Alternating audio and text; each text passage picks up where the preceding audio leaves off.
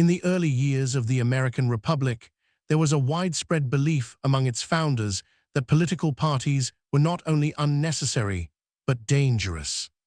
Many of the men who had just fought a revolution against what they saw as corruption and factional manipulation in the British system were deeply suspicious of organized political opposition.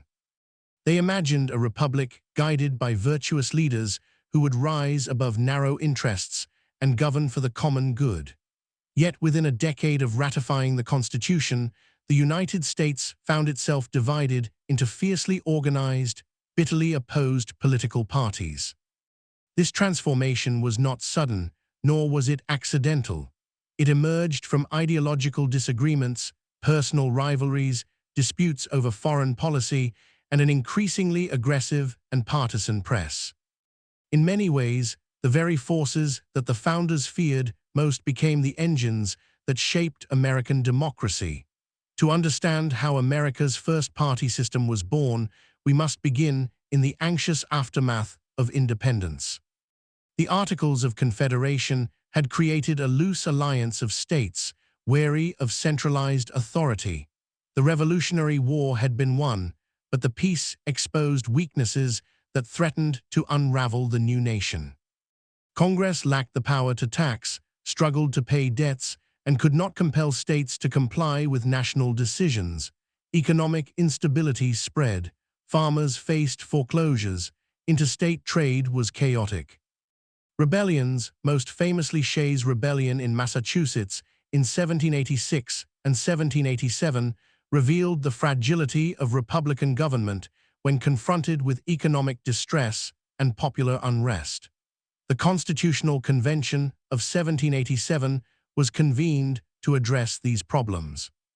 The resulting constitution created a much stronger federal government, with executive authority vested in a president, legislative power in a bicameral Congress, and a national judiciary. But even before the document was ratified, divisions began to emerge. Those who supported the new constitution called themselves Federalists, arguing that a stronger national government was essential to preserve order, protect property, and secure the nation's future. Their opponents, soon labeled anti-federalists, feared that the proposed system concentrated too much power in distant hands and threatened the liberties for which the revolution had been fought. These early debates were not yet party politics in the modern sense. They were arguments over ratification, but the ideological foundations were already being laid. The Federalists tended to emphasize stability, hierarchy, commercial growth, and close ties with Britain, America's largest trading partner. The Anti-Federalists stressed local control, agrarian values, and vigilance against centralized authority. When the Constitution was ratified and a Bill of Rights was added to address concerns about individual liberties, it might have seemed that the divisions would subside. Instead, they deepened. The election of George Washington as the nation's first president in 1789 temporarily masked the emerging conflict. Washington was widely revered as the indispensable man of the Revolution, a figure who stood above faction. His administration, however, brought together individuals whose visions for the Republic diverged sharply. Two men in particular would define the coming struggle: Alexander Hamilton and Thomas Jefferson. Alexander Hamilton, appointed Secretary of the Treasury, believed that the young nation's survival depended on financial strength and international credibility. He proposed an ambitious program to consolidate national debt, assume state debts, establish a national bank, and promote manufacturing. To Hamilton, a dynamic commercial economy required the active support of a strong central government. He saw the federal government as the engine that would propel the United States into prosperity and global respect. Thomas Jefferson, serving as Secretary of State, viewed Hamilton's program with alarm. Jefferson envisioned a republic of independent farmers whose virtue and self-sufficiency formed the bedrock of liberty. He feared that Hamilton's policies would concentrate wealth and power in the hands of financiers and urban elites, replicating the corruption of European monarchies. Where Hamilton saw economic modernization, Jefferson saw creeping aristocracy. The clash between these two men was not merely personal, though personal animosity certainly grew intense. It was philosophical. Hamilton's financial plan began with the proposal that the federal government assume the debts incurred by the states during the Revolutionary War. This would bind the states more closely to the national government and establish federal credit. Southern states that had already paid much of their debt, including Virginia, objected to what they saw as a bailout for northern states. The eventual compromise, brokered in part by Jefferson and James Madison, located the new national capital on the Potomac River in exchange for Southern support of assumption. Even in compromise, sectional and ideological tensions were evident. The most controversial element of Hamilton's program was the creation of a national bank. The proposed Bank of the United States would serve as a repository for federal funds and stabilize the currency. Hamilton argued that the Constitution's necessary and proper clause gave Congress the authority to create such an institution. Jefferson countered that the Constitution granted only enumerated powers and that creating a bank was not among them. This disagreement over constitutional interpretation would echo through American history. Was the federal government limited strictly to powers explicitly listed, or could it exercise implied powers necessary to fulfill its responsibilities? Washington ultimately sided with Hamilton and signed the bank bill into law in 1791. The decision marked a turning point. Jefferson and Madison, increasingly convinced that Hamilton's influence threatened Republican principles, began to organize opposition. What had begun as policy disagreements within the administration evolved into a broader movement. Outside the halls of government, political clubs and newspapers amplified the divide. The 1790s saw an explosion of partisan journalism. Editors aligned with one faction or the other published essays, pamphlets, and articles that attacked opponents with extraordinary ferocity. Hamilton was denounced as a monarchist who secretly longed for British-style rule. Jefferson was accused of sympathizing with radicalism and disorder. Personal scandals, real and imagined, were weaponized. The press did not merely report politics, it shaped and inflamed it. Foreign policy further intensified the split. The French Revolution, beginning in 1789, initially inspired many Americans who saw in it an echo of their own struggle for liberty. Jefferson and his allies celebrated France as a sister republic. Hamilton and the Federalists, however, recoiled as the revolution grew increasingly violent. The execution of King Louis Roman XVI and the Reign of Terror convinced them that unbridled democracy could descend into chaos. When war broke out between Britain and France in 1793, the United States faced a perilous dilemma. Both nations were major trading partners, and the young republic was militarily weak. Washington issued a proclamation of neutrality, seeking to keep America out of the conflict. Jeffersonians argued that the United States owed France support under earlier treaties. Federalists insisted that neutrality was essential to national survival. The controversy over neutrality exposed deeper suspicions. To Federalists, the pro-French enthusiasm of Jeffersonians hinted at dangerous radicalism. To Jeffersonians, the Federalists' desire for stable trade relations with Britain suggested lingering monarchist sympathies. The debate was not simply about foreign alliances, it was about the character and future of the American Republic. In 1794, tensions with Britain escalated when British forces seized American ships trading with French ports. To avert war, Washington sent John Jay to negotiate. The resulting agreement, known as Jay's Treaty, secured the withdrawal of British troops from frontier forts and provided limited trade concessions. But it did not address issues like impressment of American sailors, and many viewed it as overly favorable to Britain. Jeffersonian critics were outraged. They saw the treaty as evidence that Federalists were aligning the United States with its former colonial master at the expense of Republican France. Public protests erupted. Effigies were burned. The Senate's eventual ratification of the treaty deepened partisan hostility. By the mid-1790s, the lines had hardened. Hamilton's supporters coalesced into what became known as the Federalist Party. They were strongest in New England and commercial centers, drawing support from merchants, bankers, and those who favored a strong national government. Jefferson and Madison's followers formed the Democratic-Republican Party, often simply called Republicans at the time. They found their base among Southern planters, Western farmers, and those wary of centralized power. What made this development remarkable was that many of these men had once insisted that parties were a threat to Republican government. Yet as disagreements intensified, organization became inevitable. Each side believed that the other posed a genuine danger to the nation's survival. The formation of parties was not seen as a cynical power grab, but as a necessary defense of principle. The election of 1796 provided the first true test of the emerging party system. George Washington, having served 2 terms, declined to run again.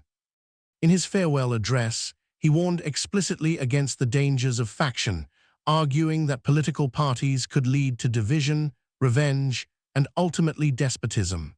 His words reflected genuine anxiety about what he had witnessed during his presidency. The contest that followed pitted John Adams, the Federalist candidate, against Thomas Jefferson, the leader of the Democratic Republicans. Under the original constitutional system, the candidate with the most electoral votes became president, and the runner-up became vice president. Adams won narrowly, with Jefferson finishing second. The result created an awkward executive branch in which president and vice president were political rivals from opposing parties. Adams's presidency unfolded amid mounting international tension. Relations with France deteriorated, culminating in the so-called XYZ affair, in which French officials demanded bribes before negotiating with American envoys. News of the affair outraged the American public and fueled anti-French sentiment. An undeclared naval conflict with France, sometimes called the Quasi-War, followed. Federalists used the crisis to expand military forces and strengthen federal authority. In 1798, Congress passed the Alien and Sedition Acts. These laws increased the residency requirement for citizenship, authorized the president to deport non-citizens deemed dangerous, and made it a crime to publish false, scandalous, or malicious statements against the government. To Federalists, the laws were necessary to protect national security in a time of crisis. To Democratic Republicans, they were a blatant attempt to silence opposition and suppress dissent. The Sedition Act in particular was used to prosecute newspaper editors aligned with Jefferson's party. The spectacle of a government punishing its critics confirmed fears that Federalists were drifting toward authoritarianism. In response, Jefferson and Madison secretly drafted the Kentucky and Virginia resolutions. These documents asserted that states had the right to judge the constitutionality of federal laws and to nullify those they deemed unconstitutional. While the immediate impact of the resolutions was limited, they introduced a powerful and controversial doctrine of states' rights that would resurface in later conflicts. By the end of the 1790s, American politics had become fiercely polarized. Accusations of treason, tyranny, and corruption were commonplace. Newspapers traded insults daily. Ordinary citizens identified themselves increasingly with one party or the other.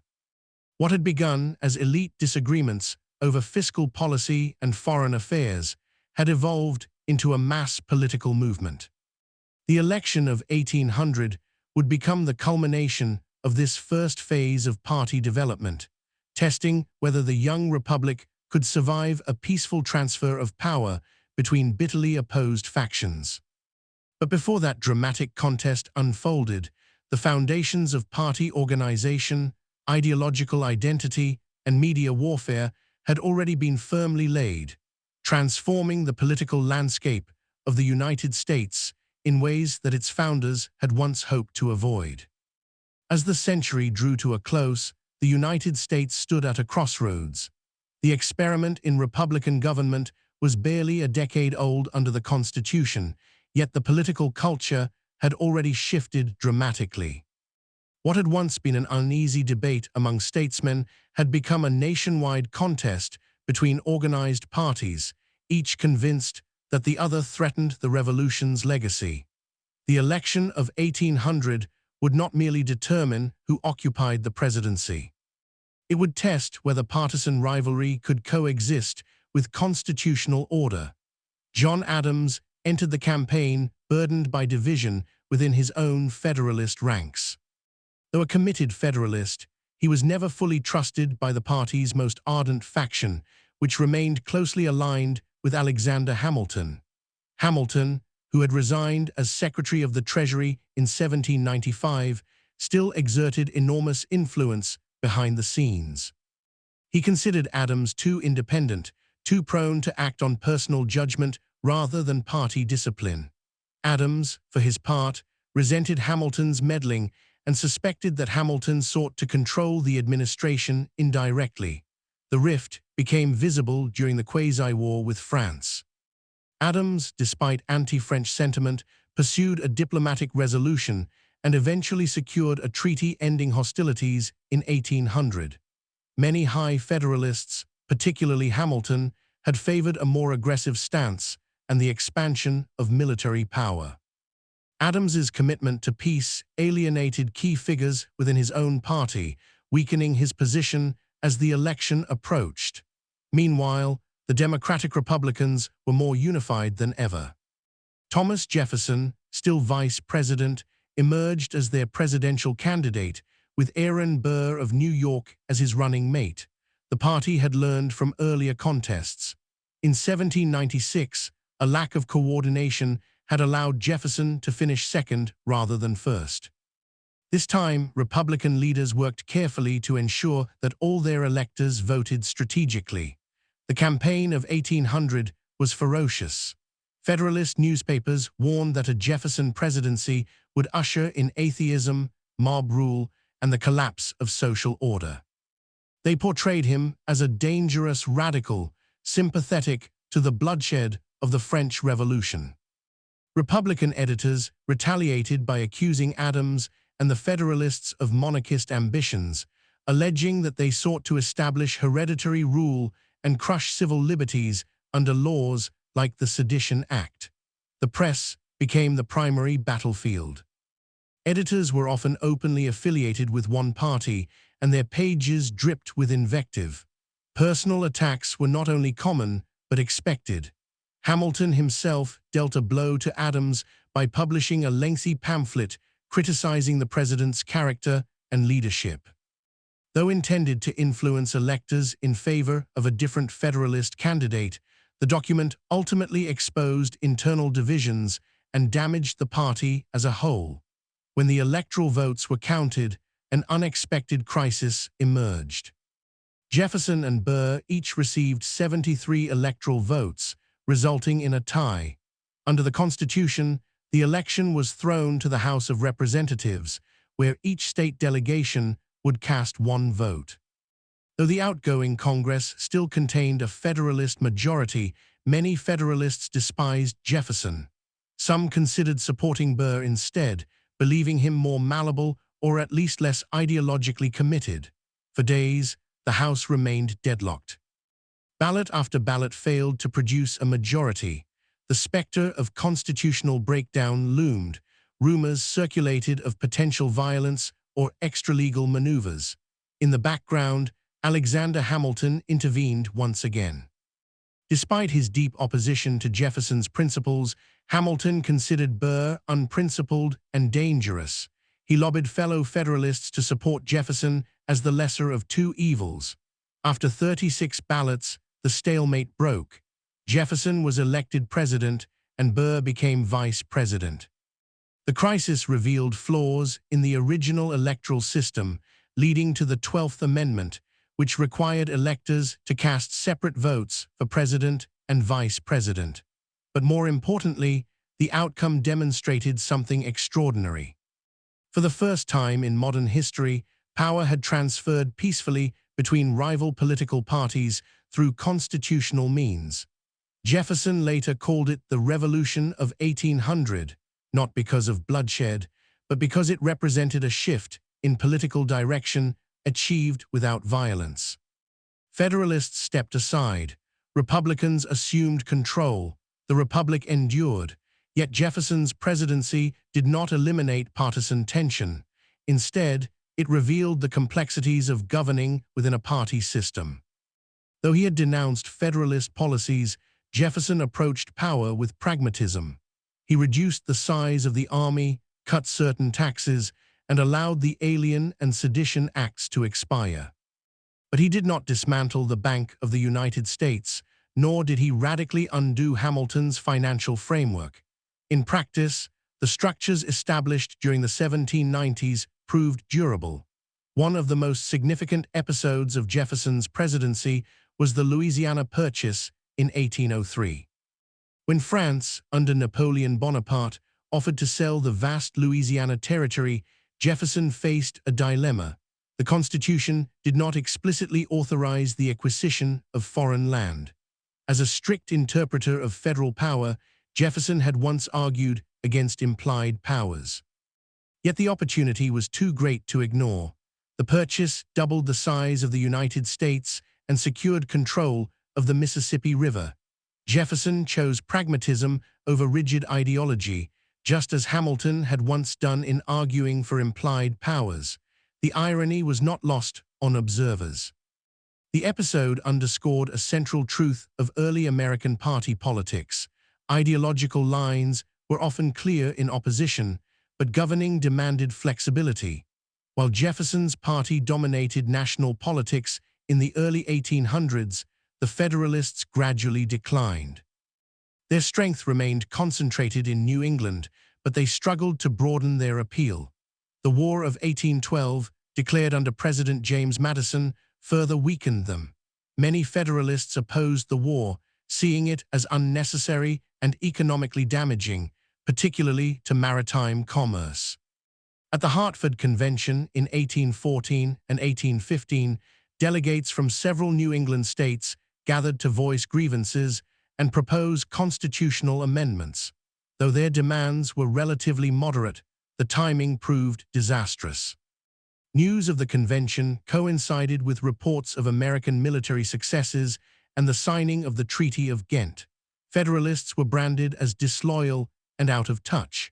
By the time James Monroe assumed the presidency in 1817, the Federalist Party had largely collapsed as a national force. The so-called era of good feelings followed, characterized by the dominance of a single party, the Democratic Republicans. On the surface, partisan conflict seemed to have subsided, but beneath the appearance of unity, new divisions were forming. Without a strong opposition party, internal factions within the Democratic Republicans began to compete for influence. Differences over economic policy, regional interests, and the role of the federal government resurfaced. The Missouri Crisis of 1819 and 1820, which revolved around the admission of Missouri as a slave state, exposed deep sectional tensions between North and South. Though a compromise was reached, the debate revealed that the question of slavery would not remain dormant. The election of 1824 marked another turning point. With the Federalists gone, multiple candidates from the same party sought the presidency: Andrew Jackson, John Quincy Adams, William Crawford, and Henry Clay. No candidate secured a majority of electoral votes, sending the decision to the House of Representatives.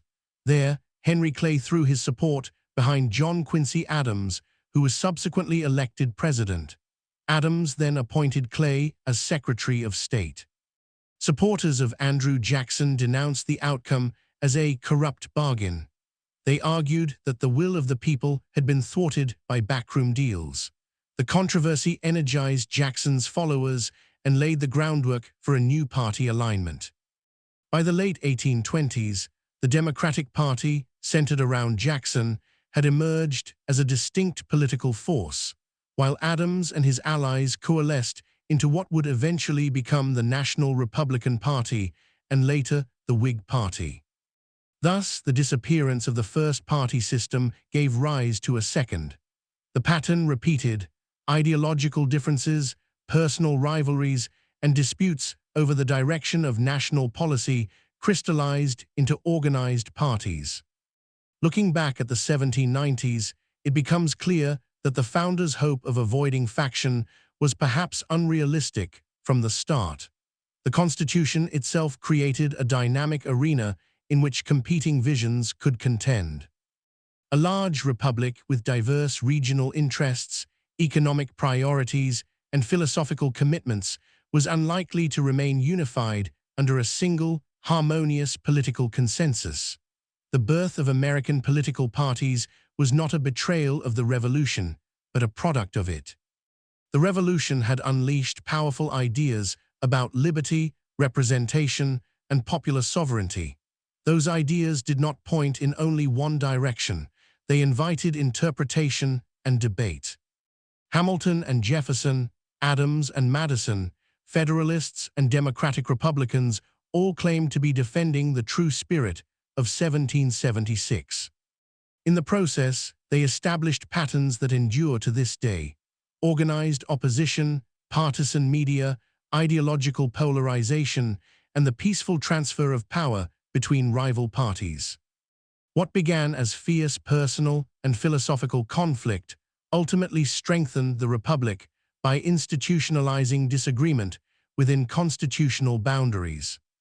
And yet, the intensity of those early battles reminds us that the American party system was born not from calm consensus, but from fear, ambition, conviction, and distrust.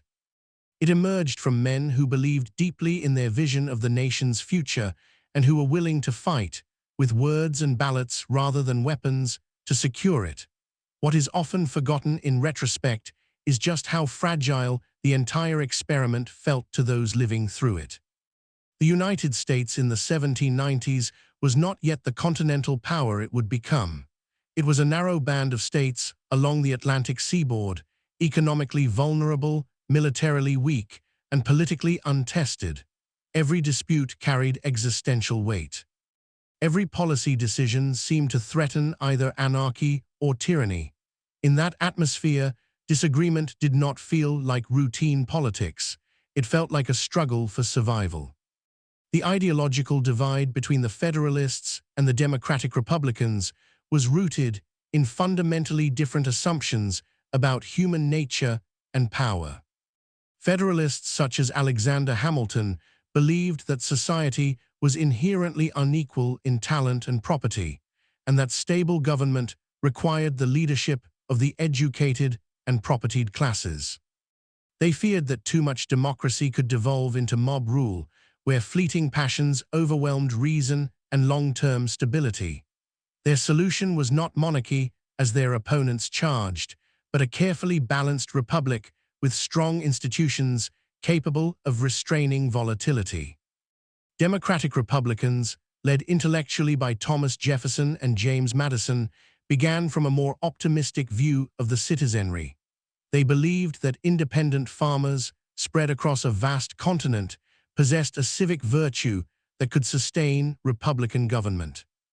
Concentrations of financial power, standing armies, and centralized authority posed the real danger. To them, liberty flourished best in decentralized communities where power remained close to the people. These competing visions shaped not only policy, but also constitutional interpretation. Hamilton's doctrine of implied powers, articulated in his defense of the national bank, rested on the belief that the federal government must be flexible enough to address unforeseen challenges. Jefferson's strict constructionism insisted that enumerated powers were a safeguard against overreach. The Constitution, only recently adopted, became a battleground of interpretation almost immediately. This debate extended into the judiciary. In the final days of the Adams administration, Federalists passed the Judiciary Act of 1801, creating new judicial positions. Adams quickly filled these posts with Federalist appointees, an action that Democratic Republicans derided as an attempt to entrench Federalist influence in the courts after losing the presidency. These midnight appointments sparked controversy and would soon lead to one of the most significant Supreme Court decisions in American history. When Thomas Jefferson assumed office in 1801, he sought to calm partisan tensions. In his inaugural address, he declared, "We are all Republicans, we are all Federalists." It was a rhetorical appeal to unity, an acknowledgement that despite fierce rivalry, both sides were committed to the Republic. Yet beneath the conciliatory tone, power had shifted decisively. The case of Marbury v. Madison in 1803 arose from the refusal of Jefferson's Secretary of State, James Madison, to deliver a judicial commission to William Marbury, one of Adams's appointees. Chief Justice John Marshall, himself a staunch Federalist, faced a delicate situation. If the court ordered the commission delivered and Jefferson ignored the ruling, the judiciary would appear powerless. Instead, Marshall crafted a masterful decision. He ruled that Marbury was entitled to his commission, but that the provision of the Judiciary Act granting the court authority to issue such an order was unconstitutional. With this reasoning, Marshall avoided a direct confrontation with the executive branch while establishing the principle of judicial review, the power of the Supreme Court to declare laws unconstitutional. It was a quiet but profound assertion of judicial authority. Ironically, in a moment when Federalists were losing political power, the judiciary secured a lasting role as a co-equal branch of government. The development of judicial review illustrates how partisan conflict could produce institutional innovation. The struggle between Federalists and Democratic Republicans forced the boundaries of constitutional interpretation to be clarified. The resulting system was more robust precisely because it had been tested. At the same time, party politics began to reach beyond elite circles and into the broader electorate. During the 1790s, suffrage requirements varied by state, often tied to property ownership. But over the early decades of the 19th century, many states gradually expanded voting rights to include more white men without property. As the electorate grew, parties adapted. They developed more systematic methods of organizing voters, holding caucuses, and mobilizing support. The Democratic-Republican Party, particularly under Jefferson and later Andrew Jackson, cultivated an image of popular participation. Party loyalty became a marker of identity. Newspapers served not merely as sources of information, but as instruments of persuasion and mobilization. Editors such as Benjamin Bark and Philip Frenno on the Republican side, and figures like John Fenno on the Federalist side, shaped public opinion with unapologetic partisanship. The intensity of this media warfare cannot be overstated. Newspapers accused opposing leaders of moral depravity, corruption, and treason. Hamilton was attacked over personal scandals, including his admission of an extramarital affair in the Reynolds pamphlet, which he published in 1797 to clear himself of financial corruption allegations. Jefferson, meanwhile, was targeted with claims about his religious skepticism and personal life. The boundaries between policy critique and character assassination were often non-existent. This environment contributed to a culture in which political identity became deeply personal. Loyalty to a party was intertwined with one's vision of America itself. Federalists and Democratic Republicans did not see each other as merely mistaken. They saw each other as fundamentally dangerous. Yet for all the bitterness, violence remained largely rhetorical rather than physical. The most dramatic exception was the duel between Alexander Hamilton and Aaron Burr in 1804. Though rooted in personal grievances and political rivalry, the duel symbolized the combustible mix of honor, ambition, and factional animosity that characterized the era. Hamilton's death shocked the nation and underscored the human cost of political conflict. As the first-party system matured, it also revealed structural challenges. The Constitution had not anticipated organized parties. The original method of selecting presidential electors assumed that distinguished individuals would receive votes based on merit rather than party affiliation. The electoral tie of 1800 exposed the flaw in that assumption. The 12th Amendment, ratified in 1804, formalized the reality of party tickets by requiring separate votes for president and vice president. In effect, the Constitution was amended to accommodate the existence of parties that its framers had hoped to avoid. By the time James Monroe's presidency ushered in the so-called era of good feelings, it might have appeared that the party experiment of the 1790s had run its course. But in truth, the patterns established during that first decade under the Constitution would shape American politics permanently. The early party system demonstrated that organized opposition was not necessarily fatal to Republican government. Instead, it could provide a structured channel for dissent. It showed that intense ideological disagreement could coexist with constitutional continuity. The peaceful transfer of power in 1801 set a precedent that would endure through crises far greater than those of the 1790s. At the same time, the era exposed enduring tensions. How strong should the federal government be? How should the Constitution be interpreted? What is the proper balance between security and liberty in times of international threat? These questions did not disappear with the decline of the Federalists. They resurfaced in new forms under new party labels. In many ways, the birth of American political parties was less a deviation from the founders' vision than an evolution of it. The Constitution created a system of separated powers, federalism, and regular elections. Such a system almost inevitably encourages coalition building and organized competition. Parties became the mechanism through which political energy was aggregated and directed. The founders' fear of faction stemmed from classical Republican thought, which associated factions with instability and corruption.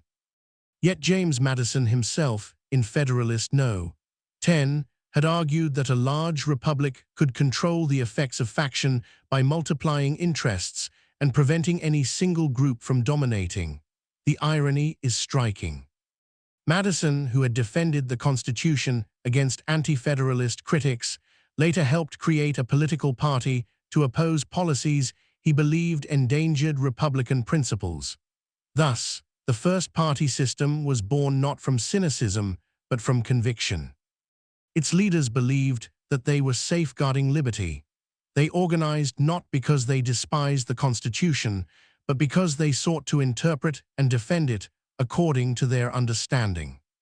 By the early 19th century, the idea that parties were a legitimate, even necessary, part of political life had taken root. What began as an anxious and often hostile development had become normalized. The American Republic had survived its first great internal struggle, and in doing so, it had transformed the very nature of its political culture. The story of that transformation is not merely one of rivalry between famous names. It is the story of how a new nation learned to channel disagreement into structure, to turn fear into organization, and to convert ideological conflict into a system that, however imperfect, allowed power to change hands without tearing the country apart. To fully grasp how revolutionary this transformation was, it helps to step back and consider what the founders thought they were building in 1787. The Constitution did not mention political parties. It made no provision for them, offered no guidance on their role, and certainly did not anticipate the disciplined, coordinated national organizations that would soon emerge. The framers envisioned a government structured by competing branches and balanced interests, but they imagined those interests as fluid and local, not consolidated into permanent national factions. In their political vocabulary, the word faction carried a dark meaning. It evoked images drawn from ancient Rome and Renaissance republics, where rival groups undermined stability and opened the door to dictatorship. The English Civil War, too, loomed in their historical memory. Factions in this tradition were selfish combinations driven by passion or narrow interest, not by the public good. That suspicion was deeply ingrained in the revolutionary generation, and yet the very design of the Constitution encouraged coalition building. Representatives would need to cooperate to pass legislation. Presidential candidates would require coordinated support across states. As soon as individuals began to organize around shared policy goals, the outlines of party began to form. The speed with which this happened surprised even the participants. During the debates over ratification, supporters of the Constitution wrote essays under the collective name Publius, later compiled as the Federalist Papers. Among them, James Madison famously argued that the extended republic would make it difficult for any single faction to dominate.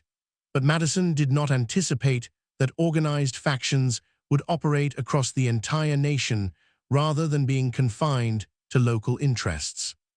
The first congresses under the new Constitution did not divide neatly along party lines at the outset.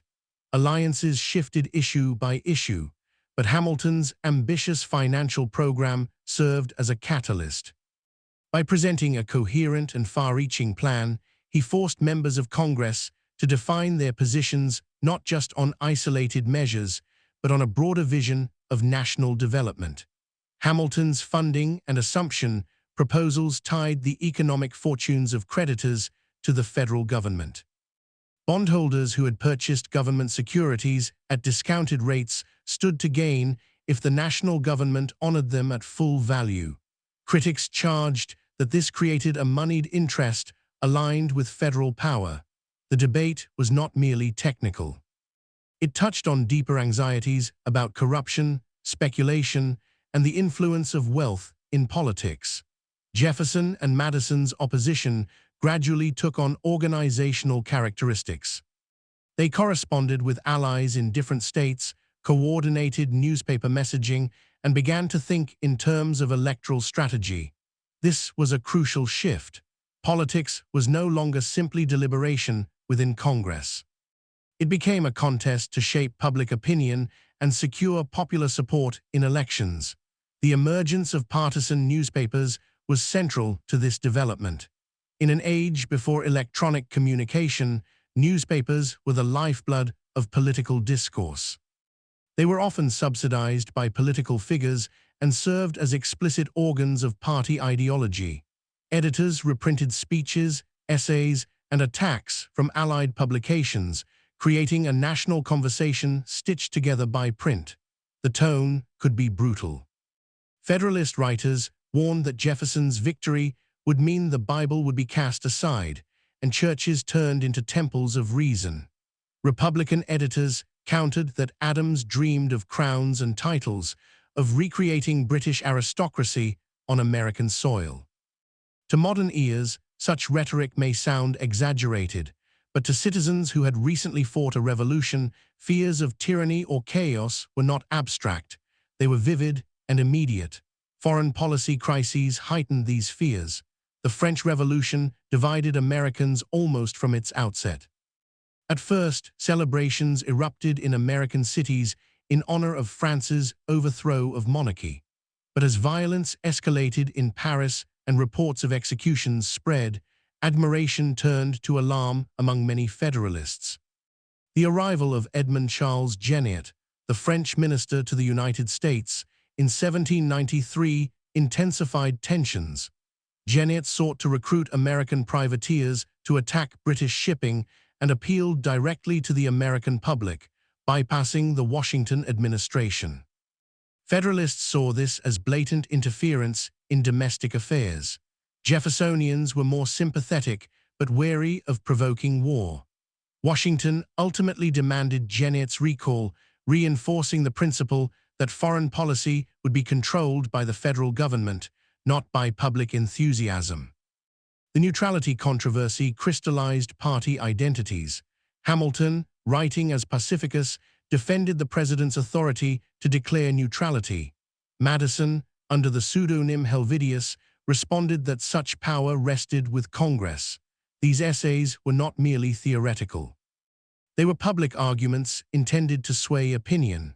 The habit of using print to debate constitutional authority strengthened partisan alignment. The Whiskey Rebellion of 1794 provided another defining moment. Western Pennsylvania farmers protested a federal excise tax on whiskey, which they saw as discriminatory and burdensome. When resistance turned violent, President Washington led a militia force to suppress the uprising.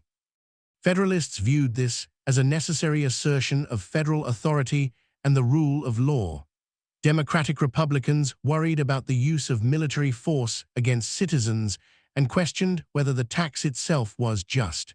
Each side interpreted events through its ideological lens. Federalists emphasized order and the supremacy of federal law. Republicans emphasized local grievances and suspicion of centralized power. The rebellion's suppression demonstrated that the new government could enforce its laws, but it also fed narratives of overreach.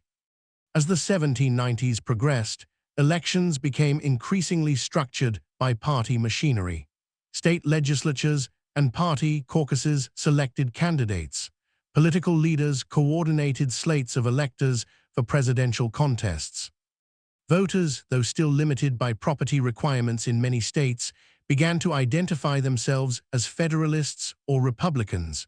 The growth of party identity among ordinary citizens marked a profound change. Politics was no longer confined to elite salons and legislative chambers.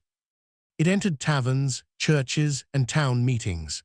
Celebrations, parades, and civic rituals often carried partisan overtones. The 4th of July, originally a unifying commemoration of independence, sometimes became an occasion for rival toasts and competing visions of the revolution's meaning. Even language reflected division. Federalists tended to refer to their opponents simply as Democrats, emphasizing what they saw as excessive populism. Republicans preferred the term Democratic Republican to stress their commitment to Republican principles. Labels mattered because they framed the moral stakes of the contest. Despite their hostility toward each other, both parties accepted certain shared premises. Neither sought to dismantle the Constitution. Both operated within electoral and legislative frameworks. Their conflict unfolded through ballots, petitions, pamphlets, and speeches rather than through insurrection. This acceptance of constitutional procedure, even amid fierce disagreement, was the most important achievement of the first party system. Yet stability was not guaranteed. The Alien and Sedition Acts brought the nation closer to a constitutional crisis than at any point since ratification. Republican outrage was genuine. They saw editors arrested, fined, and jailed for criticizing the administration. The acts appeared to criminalize dissent. The Kentucky and Virginia resolutions responded by asserting that the federal government was a compact among states and that states retained the authority to judge infractions of that compact. Though the language stopped short of direct nullification in practice, the theory was bold. It suggested that ultimate sovereignty lay not in the consolidated nation, but in the states. This doctrine would echo decades later during the nullification crisis of the 1830s, and ultimately in the arguments advanced by secessionists before the Civil War. In that sense, the seeds of later sectional conflict were already present in the partisan battles of the 1790s. The election of 1800, therefore, was not just a contest between Adams and Jefferson. It was a referendum on competing constitutional visions.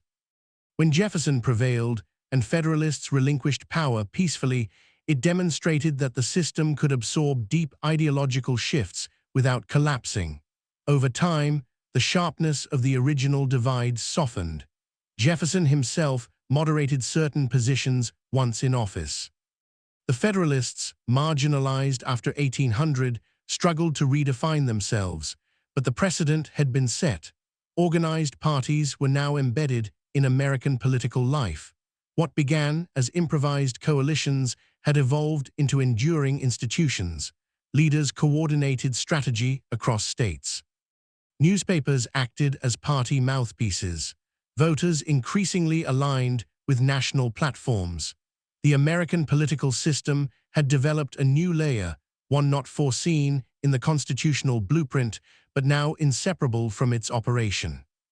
The birth of American political parties was thus neither accidental nor inevitable in a simple sense. It was the product of specific crises, personalities, and debates. It grew out of financial policy, foreign entanglements, constitutional interpretation, and personal ambition.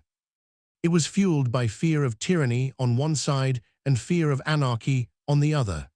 And in that crucible of distrust and conviction, the United States discovered something paradoxical. Faction, long feared as the destroyer of republics, could also serve as a stabilizing force if it was channeled through elections, laws, and institutions strong enough to withstand the storm. By the second decade of the 19th century, Americans had grown accustomed to party competition in a way that would have startled many of the Constitution's framers. What had once seemed a dangerous aberration had become routine. Elections were expected to be contested. Newspapers were assumed to take sides. Legislators organized themselves in caucuses to coordinate strategy. Political life had acquired a rhythm shaped by organized rivalry, yet beneath that normalization lay an unresolved tension.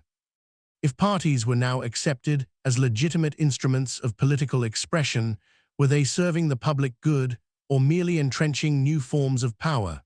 This question became especially pressing as the first-party system began to dissolve and new alignments took shape. The decline of the Federalist Party after 1800 was not immediate, but it was steady.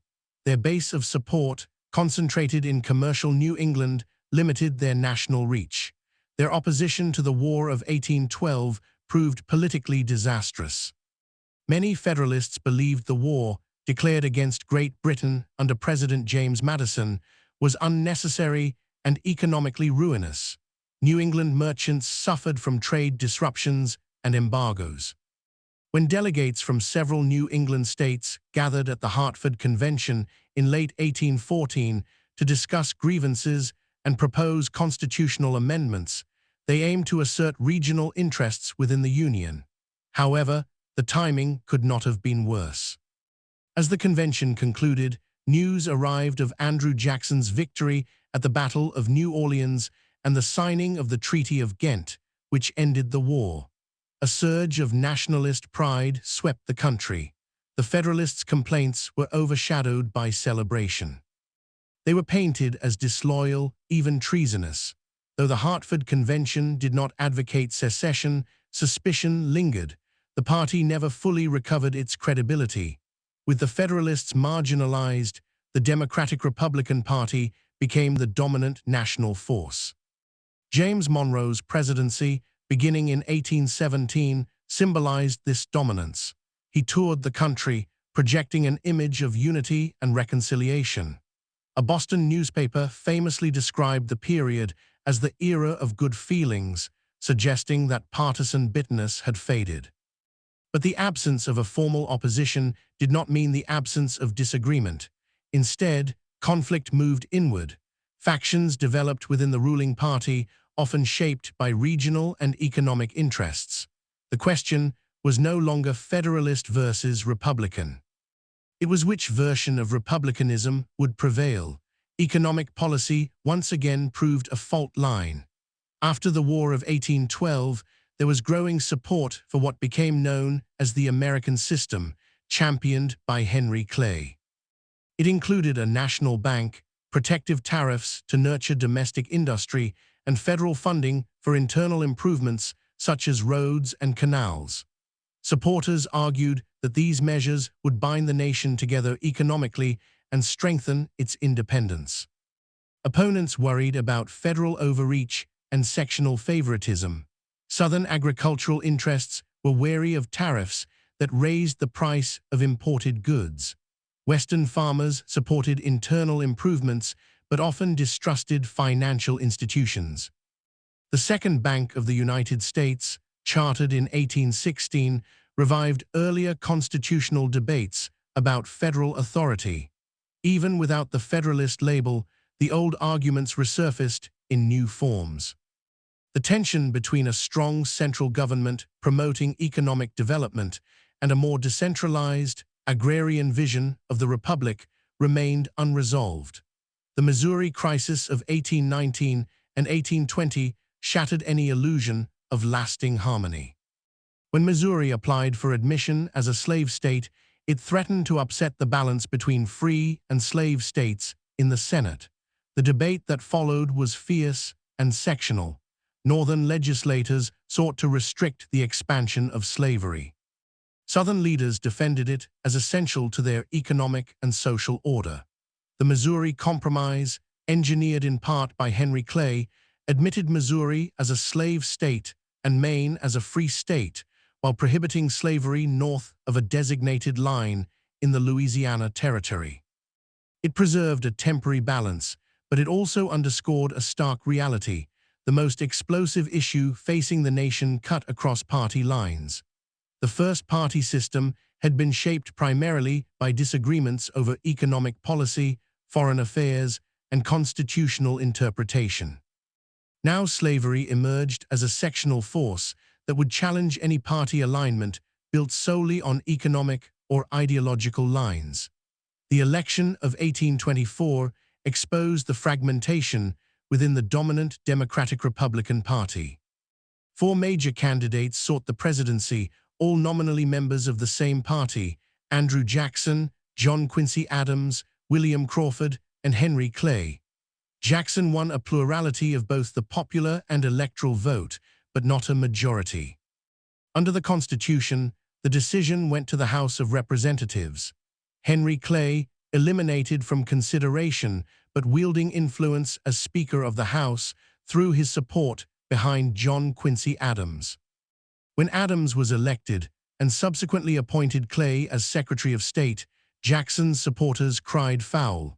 They accused Adams and Clay of striking a corrupt bargain that thwarted the will of the people. The accusation resonated because it tapped into a growing belief that elite insiders manipulated the political system for their own benefit. Jackson's image as a war hero and outsider appealed to voters who felt excluded from decision-making. His supporters organized with new intensity, determined to reshape the political landscape. By the election of 1828, the transformation was evident. Andrew Jackson and his allies built what became the modern Democratic Party, rooted in mass participation, party discipline, and organized campaigning. Property requirements for voting had been reduced or eliminated in many states, expanding the electorate to include most white men. Campaigning grew more direct and energetic, with rallies, slogans, and coordinated messaging. Jackson's victory marked the emergence of the second-party system. Opponents of Jackson, including supporters of Adams and Clay, eventually formed the Whig Party. Once again, the nation divided into organized camps, each with distinct policy goals and regional bases. Looking back to the 1790s, it is clear that the birth of American political parties established patterns that would repeat in evolving forms. Ideological conflict did not disappear, it shifted terrain. Personal rivalries remained potent. The press continued to play a central role in shaping perception and mobilizing support. The early party leaders may have feared faction, but they also demonstrated that political organization could channel conflict into structured competition. Elections became the mechanism through which grievances were expressed and power contested. The peaceful transfer of authority first achieved in 1801, became a defining feature of American democracy.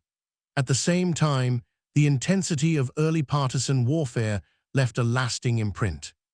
The language of existential struggle, the suspicion of hidden motives, and the readiness to portray opponents as threats to the Republic all became recurring themes in American political culture. The first-party system did not simply reflect disagreements over policy. It reflected competing interpretations of the revolution itself. Was the revolution primarily a fight against centralized authority, demanding vigilance against federal power, or was it a struggle to create a stable, effective national government capable of commanding respect at home and abroad? Hamilton and Jefferson offered different answers to that question, and their followers organized accordingly. The clash between them forged institutions and habits that outlived both men. It turned abstract theory into practical politics. It tested the resilience of a new constitutional order. By the time new parties emerged in the 1820s and 1830s, Americans no longer doubted that parties were an integral part of their system. The suspicion remained in rhetoric, but in practice, organization was embraced. The Republic had learned to live with faction, even to depend on it. And in that evolution lies the true significance of the birth of American political parties. Out of fear and rivalry came structure. Out of ideological division came a system capable of renewal. The early Republic did not avoid faction. It absorbed it, reshaped it, and in doing so, laid the groundwork for a political tradition that continues to define the nation. If the first-party system proved that organized opposition could coexist with Republican government, it also revealed something more subtle and enduring. Political parties were not simply vehicles for policy preferences. They were instruments for constructing identity. By the early 19th century, to call oneself a Federalist or a Republican was to signal not only economic beliefs, but cultural loyalties, regional affinities, and assumptions about the nation's destiny. In New England port cities, federalism often blended with commercial ambition, Protestant moral reform movements, and a belief in social hierarchy rooted in education and property. In the agrarian South, an expanding western frontier, republicanism intertwined with suspicion of banks, celebration of rural independence, and a rhetoric of egalitarian citizenship, at least among white men. Parties became cultural ecosystems, reinforcing values as much as advocating legislation. This cultural dimension was reinforced by ritual. Party celebrations featured parades, banners, public dinners, and carefully crafted toasts that articulated partisan principles. These were not trivial spectacles. They served to bind participants together emotionally. In an era before mass electronic communication, such gatherings were essential for cultivating loyalty. Political clubs proliferated in the 1790s, particularly on the Republican side. Modeled in part on French revolutionary societies, they provided forums for debate and organization. Federalists criticized these clubs as breeding grounds for radicalism. Republicans defended them as expressions of popular engagement. The very act of assembling for political discussion became a symbol of where one stood in the contest over the meaning of liberty. At the same time, the development of party discipline introduced a new logic into governance. Members of Congress increasingly voted along party lines. Coordination replaced ad hoc coalition building. Leaders counted votes, strategized messaging, and anticipated electoral consequences. The informal caucus system for nominating presidential candidates emerged as a mechanism for managing ambition within party ranks. The Congressional Caucus, first used in 1800 by the Republicans and later by other factions, was controversial. Critics argued that it concentrated too much power in the hands of insiders, undermining broader participation. Yet it reflected an unavoidable reality. Without some form of coordination, party competition risked chaos. The caucus was an early attempt to impose order on ambition. Ambition itself was a driving force in the birth of parties. Personal rivalries intersected with ideological differences in powerful ways. The animosity between Hamilton and Jefferson was intellectual, but it was also personal. Each man believed the other dangerously misguided. Each saw himself as defending the Republic from corruption or disorder. Their conflict radiated outward, shaping alliances and antagonisms throughout the political elite. John Adams, caught between Hamilton's assertiveness and Jefferson's opposition, embodied the complexity of early partisan identity. He was a Federalist, but not a high Federalist. He valued independence of judgment, which sometimes placed him at odds with his own party. His decision to pursue peace with France in 1800, though politically costly, reflected his conviction that war threatened the Republic's stability. Aaron Burr's trajectory illustrates another dimension of the emerging party system, the role of opportunism. Burr's political maneuvering during the election of 1800 and his later schemes in the West that led to charges of treason fed Federalist suspicions that Republicans harbored reckless ambition. Hamilton's distrust of Burr was not rooted in ideology alone, but in a perception that Burr lacked principle altogether. In this sense, the duel of 1804 symbolized not merely partisan hatred, but the dangerous intersection of personal honor and political rivalry. While elite figures dominated national narratives, ordinary voters were increasingly active participants. The expansion of suffrage in many states during the early 19th century reshaped party strategy. Campaigns had to appeal to a broader electorate. Candidates were presented not just as statesmen, but as representatives of the people's aspirations. This shift toward popular politics did not eliminate elitism, but it altered its expression. Jeffersonian rhetoric emphasized the wisdom of the common farmer, even as leadership remained in the hands of educated planters and lawyers. Federalists, though often associated with urban elites, also sought to cultivate broader support by appealing to fears of instability and moral decline.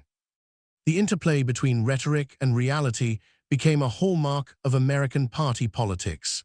Parties articulated sweeping visions of liberty and virtue, even as they engaged in pragmatic compromise and tactical maneuvering. The contradiction was not accidental, it was inherent in democratic competition. One of the most enduring legacies of the first party system was the normalization of opposition as patriotic. In many older political traditions, opposition to the government could be construed as disloyalty. The Sedition Act of 1798 reflected that lingering suspicion. But the election of 1800 reframed the narrative. When Federalists peacefully relinquished power after defeat, they demonstrated that opposition did not equate to treason. This precedent strengthened the legitimacy of dissent. Future parties would challenge incumbents vigorously, but the expectation of constitutional transfer of power endured. That expectation became a cornerstone of American political stability. Yet the early party battles also embedded a language of moral absolutism that would echo through subsequent generations. Federalists warned of godlessness and mob rule. Republicans warned of monarchy and aristocracy. Each side framed its opponents as existential threats. Such rhetoric mobilized supporters, but it also deepened distrust. As new issues arose, territorial expansion, economic modernization, slavery, this inherited vocabulary shaped debate. Parties became the vessels through which these conflicts were organized, but the tone often remained urgent and accusatory. It is tempting to view the birth of American political parties as an inevitable stage in democratic development, but inevitability obscures contingency. Had Hamilton pursued a more modest financial program, had France's Revolution taken a less violent course, had Adams not signed the Sedition Act, the trajectory might have differed. Specific decisions and personalities mattered enormously. At the same time, structural forces pushed toward organization. A large republic required mechanisms for aggregating interests. Elections incentivized coordination. Print culture facilitated national networks. Once established, parties proved difficult to dismantle. By the time Andrew Jackson mobilized mass support in 1828, the idea that politics required organized competition was firmly embedded. The first party system had done more than divide the nation. It had taught Americans how to contest power without destroying the constitutional framework. The transformation was profound.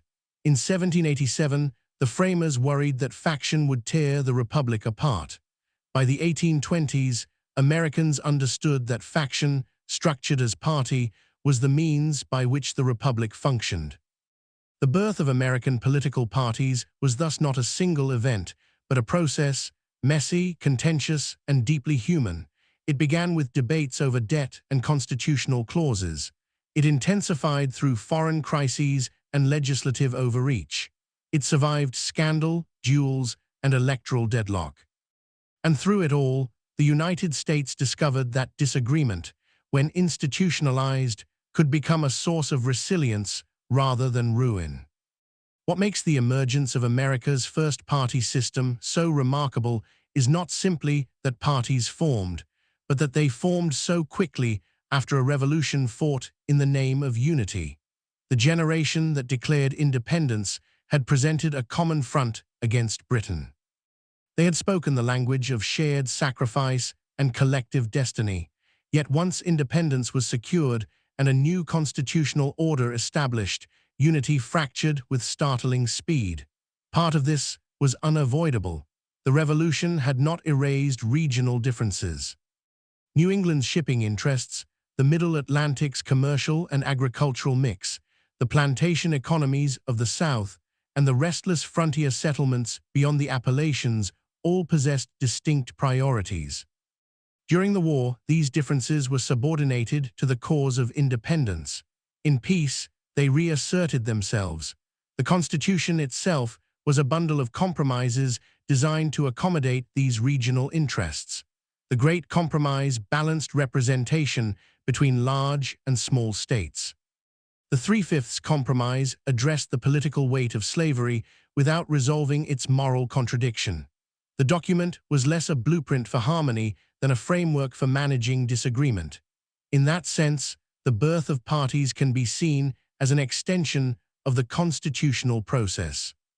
Just as the Constitution balanced competing interests within a single document, parties organized those interests into coherent coalitions.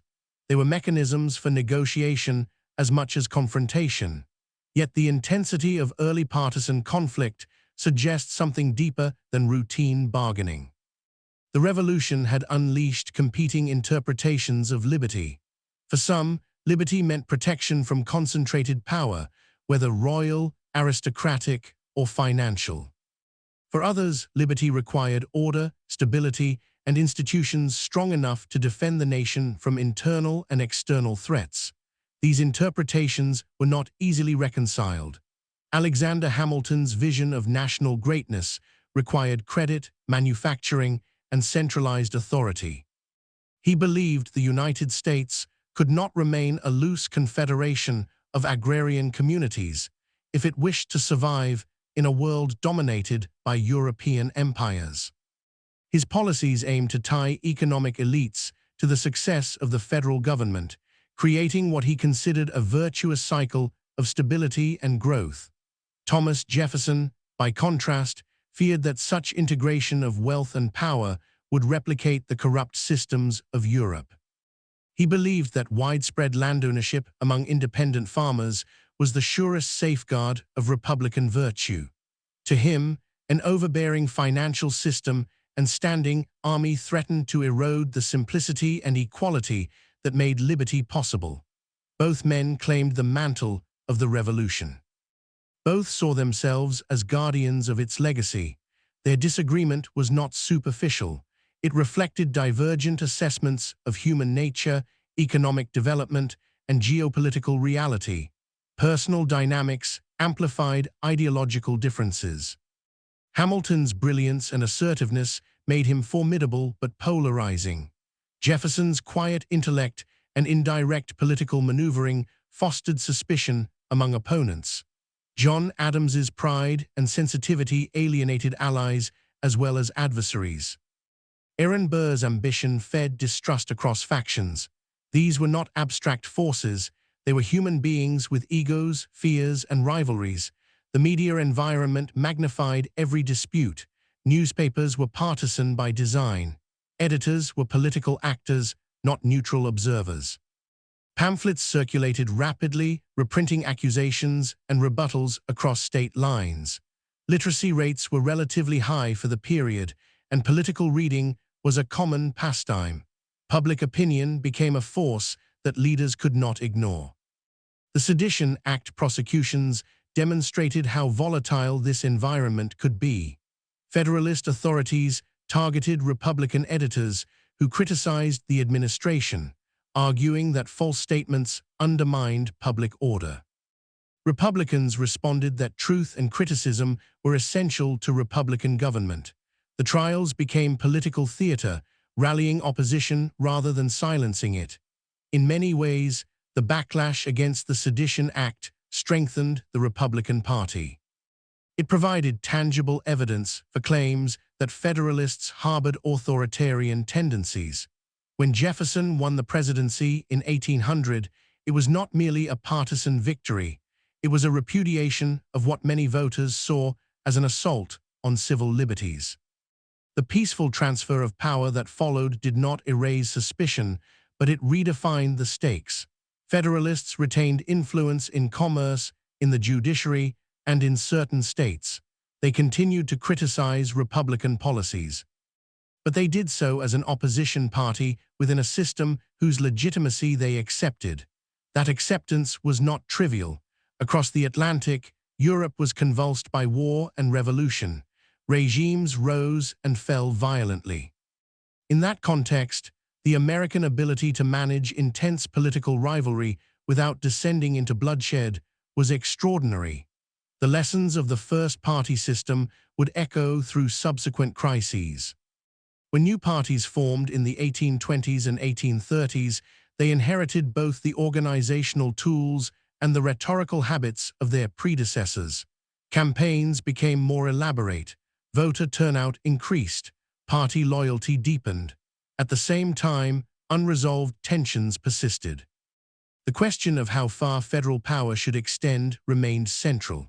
Debates over tariffs, internal improvements, banking, and westward expansion all revolved around the same fundamental issue that had divided Hamilton and Jefferson: the balance between national authority and local autonomy.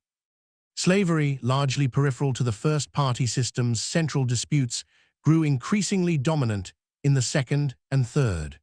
The earlier battles over constitutional interpretation provided frameworks later used by both defenders and opponents of slavery. Arguments about states' rights, first articulated in response to the Alien and Sedition Acts, would be invoked decades later in defense of nullification and secession. Thus, the birth of American political parties did more than shape electoral competition. It established intellectual and institutional pathways that structured future conflict. It demonstrated that political organization could channel dissent into manageable forms, but it also revealed that not all issues could be indefinitely contained within party frameworks. In the end, the emergence of the first party system was a test of whether Republican government could survive disagreement. The answer, at least in that formative era, was yes. Through compromise, confrontation, and constitutional adaptation, the United States integrated faction into its political DNA. The founders had feared that parties would fracture the nation. Instead, parties became the means by which the nation defined itself. They transformed abstract principles into practical programs. They mobilized citizens. They forced leaders to articulate visions of the future and submit them to electoral judgment. What began as ideological conflict between cabinet members evolved into a durable system of organized competition. It was messy, often bitter, and deeply personal, but it forged habits of participation and transfer of power that would sustain the Republic through challenges far greater than those of its infancy. As the early Republic moved further from the shadow of the Revolution, Americans gradually began to reinterpret what those first partisan struggles had meant. For participants in the 1790s, the stakes had felt immediate and existential. But for the next generation, those conflicts became precedents, lessons, even warnings. One of the clearest lessons was that political power required organization. The Federalists had pioneered many of the techniques of coordination, leveraging newspapers, aligning economic interests, cultivating legislative unity, but the Democratic Republicans refined them into a more expansive, populist model. By the time Andrew Jackson rose to prominence, party organization had become a science. Jackson's supporters built state and local committees, coordinated messaging across regions, and emphasized voter turnout with unprecedented intensity. The campaign of 1828 was rough, personal, and deeply partisan, echoing the ferocity of 1800 but on a broader scale. Handbills, partisan songs, and mass rallies energized an electorate that was larger and more engaged than ever before. The evolution from the first party system to the second demonstrates how foundational the 1790s had been. The tools first improvised in response to Hamilton's financial plan and the French Revolution became standard practice. Political newspapers remained openly partisan. Patronage became a central feature of party loyalty, particularly under Jackson's so-called spoils system, which rewarded supporters with government positions. This development carried both democratic promise and ethical peril. On one hand, broader participation and clearer party labels made politics more accessible. Voters could identify with a platform and a leader. On the other hand, patronage risked turning public office into a reward for loyalty rather than merit.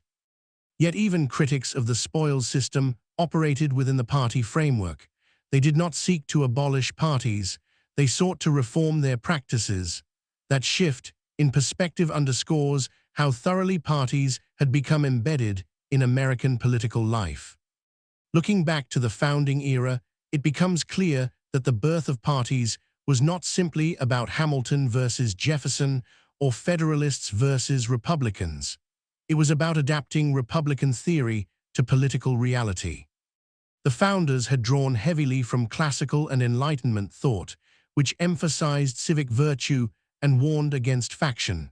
But theory met the complexity of a sprawling, diverse society.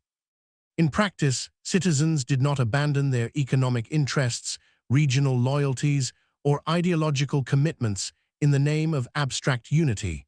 They organized around them. Parties became the means of translating those interests into policy. The constitutional system proved flexible enough to accommodate this development. Amendments such as the 12th adjusted procedures to reflect the existence of party tickets. Judicial decisions clarified the balance of power among branches. Electoral practices evolved at the state level, with more states moving toward popular election of presidential electors rather than legislative appointment. These changes were incremental but cumulative. They illustrate how the party system and the constitutional system developed in tandem. Neither was static. Each influenced the other. It is also important to recognize who was excluded from this early party competition. The expansion of suffrage in the early 19th century largely benefited white men. Women, enslaved people, free black citizens in many states, and Native Americans remained outside the formal political process.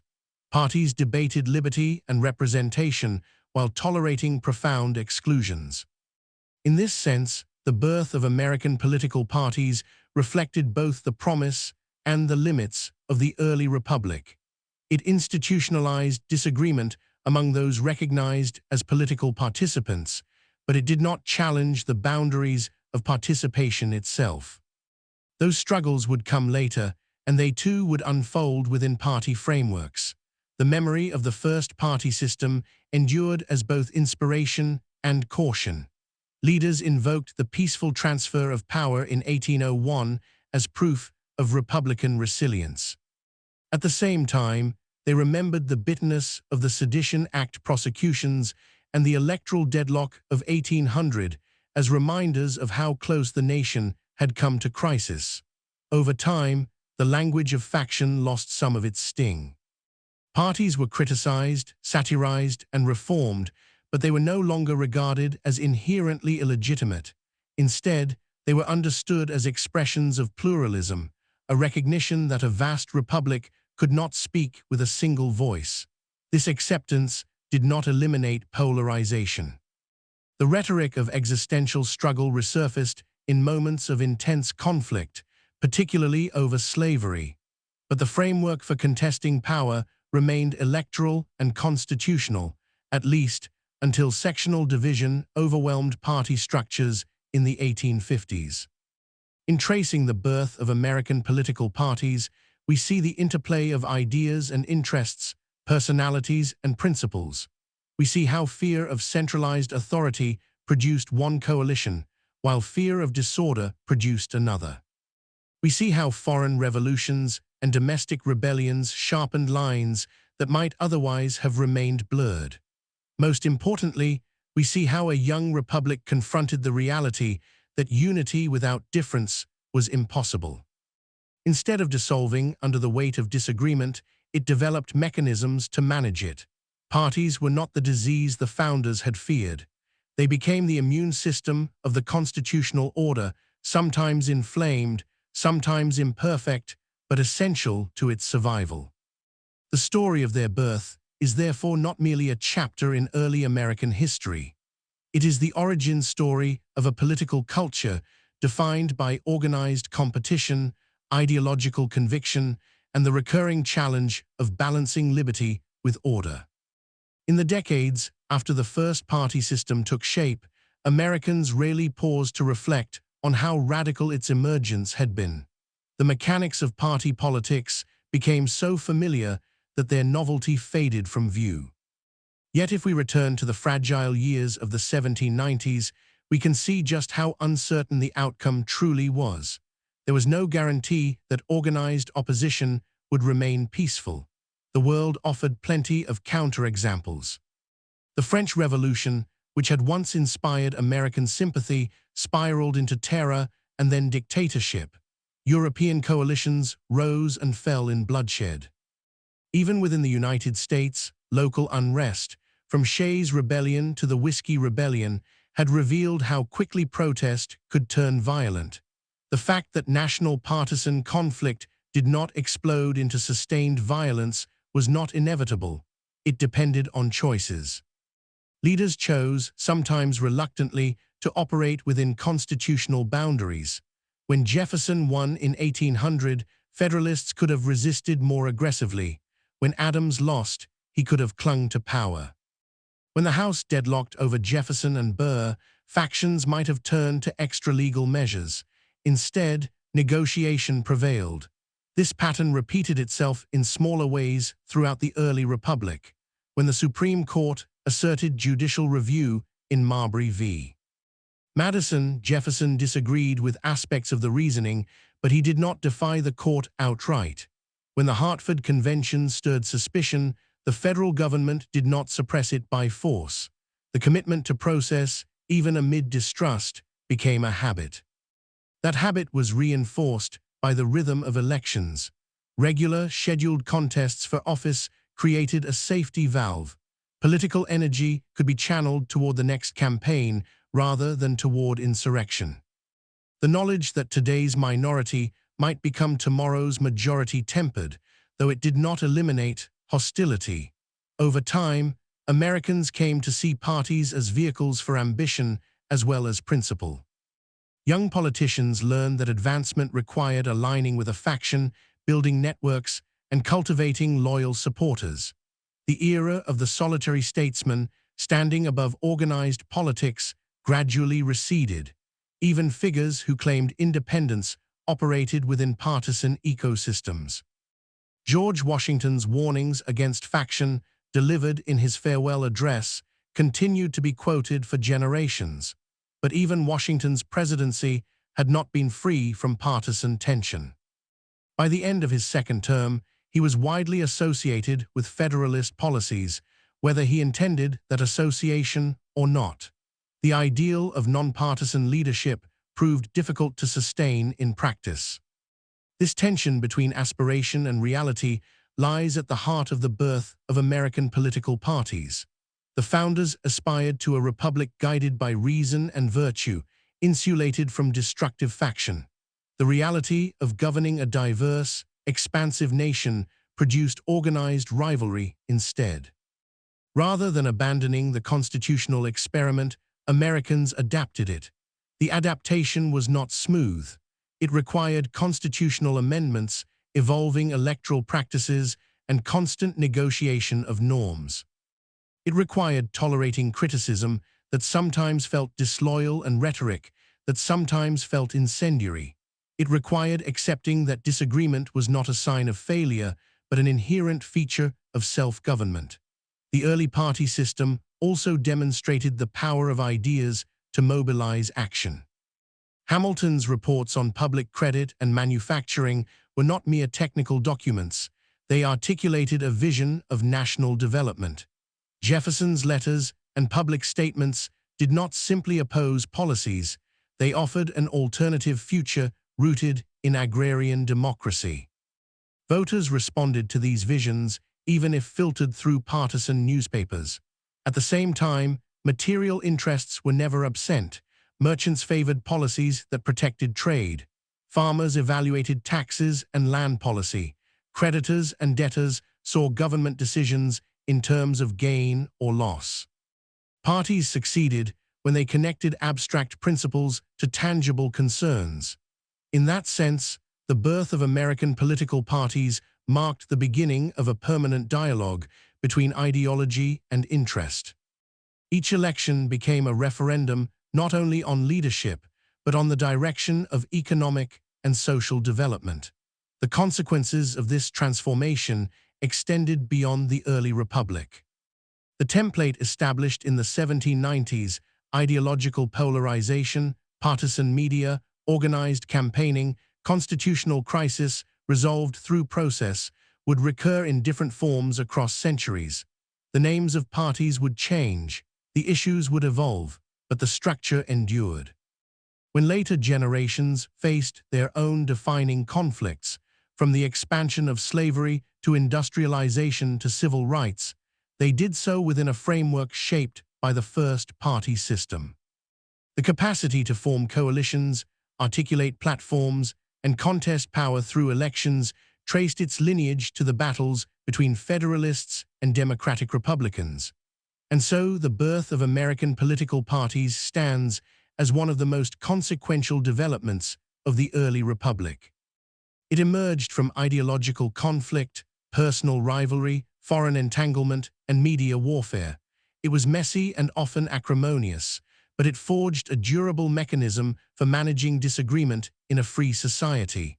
The founders feared faction would destroy the republic. Instead, faction, transformed into organized political parties, became the means by which the republic argued, adapted, and endured. By the time the generation of Hamilton and Jefferson had passed from the scene, the existence of political parties no longer seemed like a dangerous innovation. It seemed like common sense. Children grew up in households that identified with one side or the other.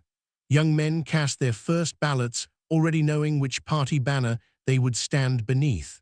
What had once been improvised alliances had become inherited traditions. And yet, if we strip away that later familiarity and return to the 1790s, we can feel the uncertainty that defined the moment. The Constitution was new. The precedents were few. The country was small, militarily vulnerable, and economically unstable. Leaders disagreed not only about policy, but about the very meaning of republican government.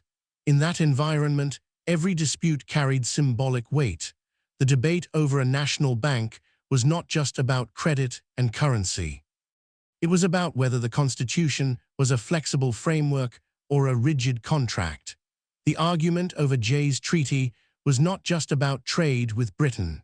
It was about whether the United States would tilt toward commercial pragmatism or revolutionary solidarity. The clash over the Sedition Act was not just about punishing critics. It was about whether liberty of expression would be a lived reality or a fragile ideal. Personal rivalries intensified these debates, but they did not create them from nothing. Hamilton and Jefferson did not merely dislike one another.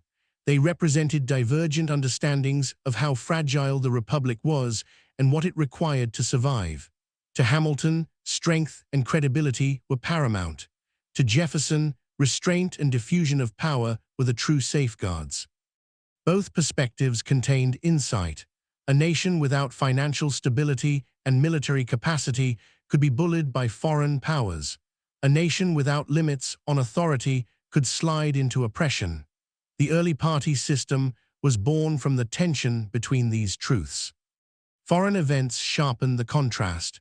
The French Revolution forced Americans to confront the risks of radical change. The wars of Europe tested the viability of neutrality.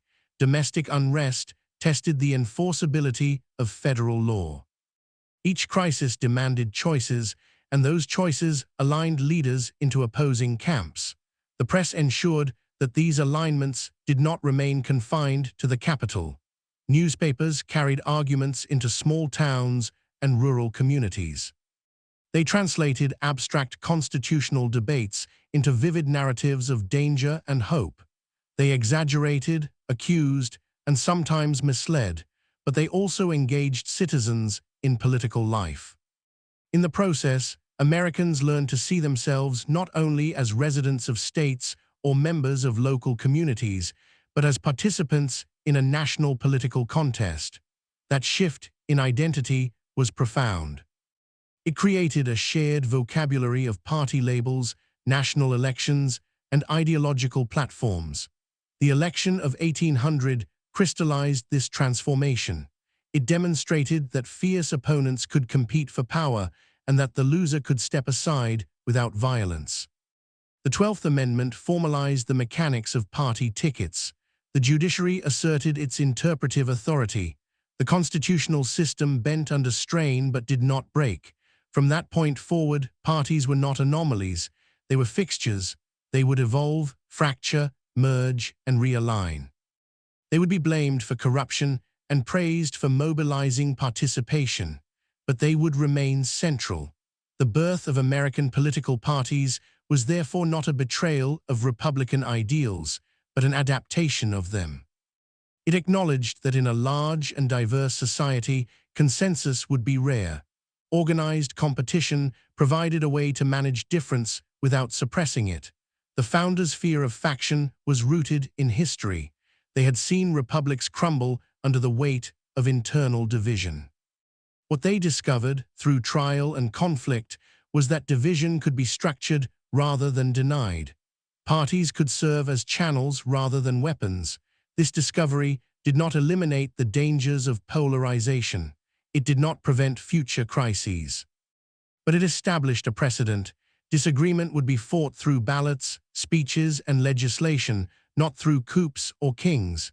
In that sense, the first party system did more than divide the early republic. It taught it how to argue. And in teaching it how to argue, it helped ensure that the American experiment in self-government would survive its turbulent beginnings. As the 19th century advanced and new generations inherited the republic, the memory of the first party battles faded into legend, but their architecture remained intact. Political leaders no longer debated whether parties should exist. They debated how best to control them, expand them, or reform them. The anxiety that had once surrounded the very idea of organized opposition gave way to a different concern: how to win. This normalization of party competition was itself a profound transformation. In 1787, the framers had worried that faction would fracture the fragile Union. By the 1830s and 1840s, the Union functioned through faction. Congress operated through party caucuses. State governments mirrored national alignments. Presidential campaigns were orchestrated with deliberate strategy. Political loyalty became a career asset. Yet even as parties entrenched themselves, echoes of the founding anxieties persisted. Critics warned that blind party loyalty could override independent judgment. They feared that partisanship might corrode civic virtue, reducing public service to the pursuit of advantage. These concerns were not unfounded. Patronage networks expanded. Party newspapers sometimes prioritized attack over accuracy. Campaign rhetoric could descend into demagoguery. Still, the essential lesson of the 1790s endured, that a republic could survive and even thrive amid organized disagreement. The Constitution provided the framework. Parties supplied the energy. Elections acted as the mechanism of accountability. It is tempting to imagine that the founders could have prevented the rise of parties had they written different rules. But the evidence of the early republic suggests otherwise. The moment national policy required coherent direction, coalitions formed. The moment elections required coordination across states, organization followed. The scale of the nation made informal consensus impractical. The birth of American political parties was therefore less a failure of foresight than a reflection of political reality. The framers built a system that separated powers and encouraged debate. They created offices filled through elections. Those very features made party organization both useful and, in time, indispensable. What makes the early party system particularly instructive is the way it emerged from genuine conviction. Hamilton did not advocate a national bank merely to consolidate power. He believed it essential for economic survival. Jefferson did not resist centralized authority merely to obstruct. He believed concentrated power threatened liberty. Their followers were animated by similar convictions, even when filtered through personal ambition or local interest. The media warfare of the 1790s, harsh as it was, reflected the depth of those beliefs. Newspapers served as battlegrounds for ideas. Pamphlets and essays educated, persuaded, and inflamed. Citizens were not passive observers. They argued in taverns and town halls. They organized celebrations and protests. Politics became woven into daily life. That engagement, despite its volatility, strengthened the habit of participation. The early republic did not lapse into apathy. It was noisy, argumentative, and intensely aware of its own fragility. Out of that noise emerged a durable pattern. Parties would compete, voters would decide, and power would change hands within constitutional bounds. This pattern was tested repeatedly in later decades during sectional crises, economic panics, and social upheavals. Sometimes it strained to the breaking point. Yet the precedent of peaceful transfer established in 1801 remained a guiding expectation. Even when parties splintered or realigned, the underlying commitment to electoral resolution endured. In tracing the birth of American political parties, we see more than the origins of Federalists and Democratic Republicans. We see the formation of a political culture that accepts disagreement as normal and competition as legitimate.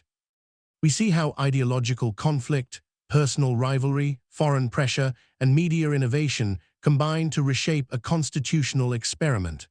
The founders feared that faction would destroy the republic. Instead, faction, disciplined, organized, and institutionalized, became one of its defining features. It allowed Americans to argue over the meaning of liberty, the scope of power, and the direction of national development without abandoning the framework that held them together. The early party system was turbulent and imperfect. It excluded many and inflamed passions. But it accomplished something extraordinary. It transformed division from a mortal threat into a manageable condition of democratic life. And in doing so, it ensured that the American experiment would not depend on the fragile hope of permanent unity, but on the sturdier foundation of structured, constitutional conflict.